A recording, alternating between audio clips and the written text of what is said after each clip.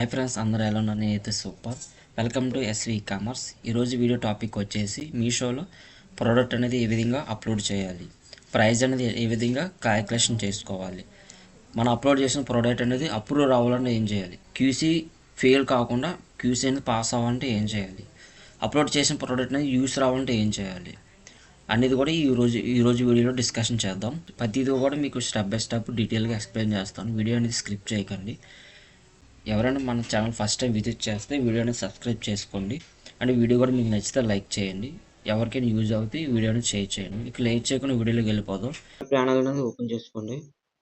Open చేసుకుని login అయిపోయి open చేయండి. ఓపెన్ చేసిన తర్వాత మీకు కింద చూసుకుంటే home, orders, returns and inventory అని ఉంది. ఇన్వెంటరీ మీద క్లిక్ చేసుకోండి. క్లిక్ చేసుకున్నాక మీకు ఇక్కడ స్టార్టింగ్లోనే అప్లోడ్ అని ఐకాన్ ఒకటి ఉంది కదా, క్లిక్ చేసుకుని మీకు ఇక్కడ పేజ్ ఓపెన్ అవుతుంది. ఇక్కడ వచ్చేసి ఏంటంటే క్యాటలాగ్ అనేది సెలెక్ట్ చేసుకోండి. మన ప్రోడక్ట్ అనేది ఏ కేటగిరీ సంబంధించింది ఇక్కడ సెలెక్ట్ చేస్తాను అనమాట. నేను ప్రెజెంట్ అయితే టీ షర్ట్ అనేది అప్లోడ్ చేస్తున్నాను. టీ షర్ట్కి సంబంధించింది కాబట్టి మాన్యువల్ అది జెంట్స్ టీ షర్ట్ అప్లోడ్ చేస్తున్నాను అనమాట. అయితే మ్యాన్ ఫ్యాషన్లోకి వెళ్ళి మ్యాన్ క్లాతింగ్ మ్యాన్ టాప్ వేర్కి వెళ్తాను అనమాట. లేకపోతే ఆ ప్రోడక్ట్ అనేది ఏ కేటగిరీకి సంబంధించి ఓపెన్ చేసుకుని ఆటోమేటిక్గా ఆప్షన్స్ వస్తాయి. దానికి సంబంధించింది సెలెక్ట్ చేసుకోండి. టీ షర్ట్ అప్లోడ్ చేస్తున్నాను కాబట్టి టీ షర్ట్ సంబంధించి క్యాటలాగ్ కూడా నేను సెలెక్ట్ చేసుకున్నాను. కింద నా అప్లోడ్ కనిపిస్తుంది, దాన్ని మీరు క్లిక్ చేసుకోండి. క్లిక్ చేసుకుంటే మీకు ఫోటో అనేది అప్లోడ్ చేయాలన్నమాట. ఫోటో అనేది ఇట్లా ఫస్ట్ స్టార్టింగ్లో కనిపిస్తుంది. బెర్ర కనిపించకూడదు. అండ్ ఫోటో పైన ఎటువంటి లోగో కానీ ప్రైస్ కానీ ఇట్లా ఏమి ఉండకూడదు. కింద కనిపిస్తుంది ఇట్లా క్లారిటీగా అనేది ఉండాలన్నమాట. కింద గ్యాలరీ నేను చూపిస్తుంది, దాన్ని క్లిక్ చేసుకోండి. క్లిక్ చేసుకుంటే మన మొబైల్లోనే ఫొటోస్ అని అప్లోడ్ చూపిస్తుంది. ఇంత ఏ ఏ ప్రోడక్ట్ అయితే మనం అప్లోడ్ చేద్దాం అనుకుంటున్నామో ఆ ప్రోడక్ట్ని సెలెక్ట్ చేసుకుంటే డైరెక్ట్గా అప్లోడ్ అయిపోద్ది ఫోటో అనేది. అండ్ ఇక్కడ కిందకు వస్తే ప్రోడక్ట్ నేమ్ అని ఉంది. ప్రోడక్ట్ అనేది మన క్యాటలాగ్ అనేది ఏ పేరు అనేది పెడతాం అనేది టైటిల్ అనేది ఇక్కడ మెన్షన్ చేయాలన్నమాట. నేనైతే ర్యాండమ్గా ఎంటర్ చేస్తున్నాను. నేనైతే ట్రెండింగ్ మ్యాన్స్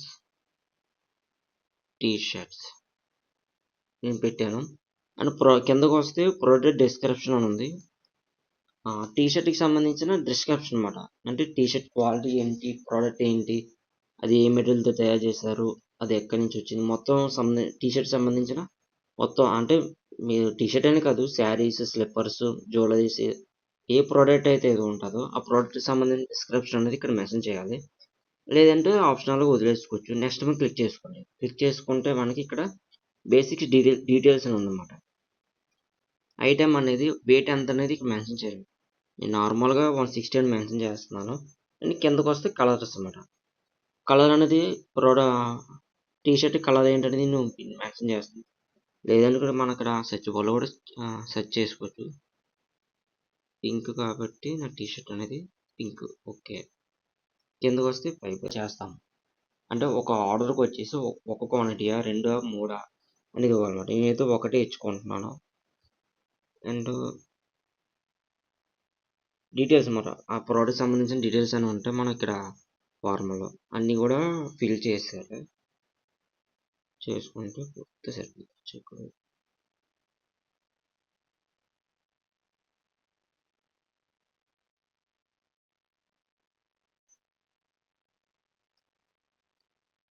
షార్ట్ లేబుల్ తర్వాత సైజ్ అన్నమాట.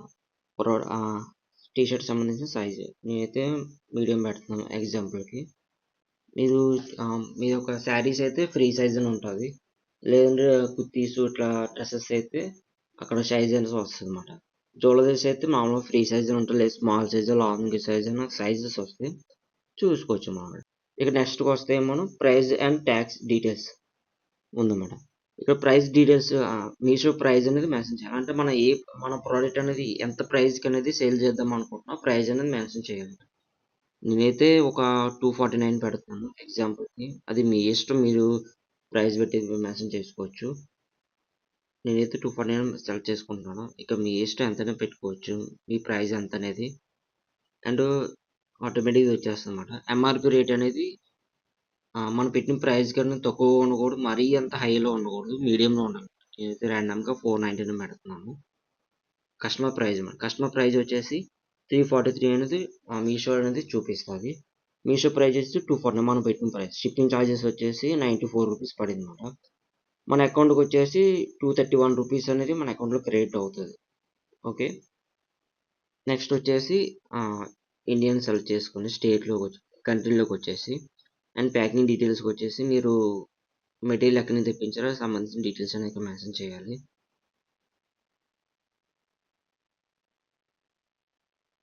మ్యానుఫ్యాక్చరింగ్ వచ్చేసి నేను ర్యాండమ్గా ఇస్తున్నాను, అది మీ ఇష్టం. మీరు నెక్స్ట్ క్లిక్ చేసుకుంటే మనకి ఇక్కడ అడిషనల్ డీటెయిల్స్ అని వస్తుంది అనమాట. అడిషనల్ డీటెయిల్స్ వచ్చేసి ప్రోడక్ట్ అనేది కోడ్ అన్నమాట, స్టైల్ కోడ్. అది అవసరం లేదు, ఆప్షనల్. అది బ్రాండింగ్ అనేది ప్రోడక్ట్కి ఏమైనా బ్రాండింగ్ రిజిస్ట్రేషన్ ఉంటే, ట్రేడ్ మార్క్ రిజిస్ట్రేషన్ ఉంటే అక్కడ మీరు ఇక్కడ సెర్చ్ బార్లో చేసుకుంటే వస్తుంది. వినే ఆప్షనల్ అవసరం లేదు, లైక్ తీసుకోండి. నెక్స్ట్ మీద క్లిక్ చేసుకుంటే ఇక్కడ ఇన్వెంటరీ అన్నమాట.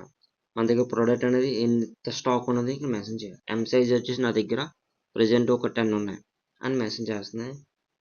ఎస్కేయు ఐడి అని వచ్చేసి అవసరం లేదు, ర్యాండమ్గా వదిలేసండి.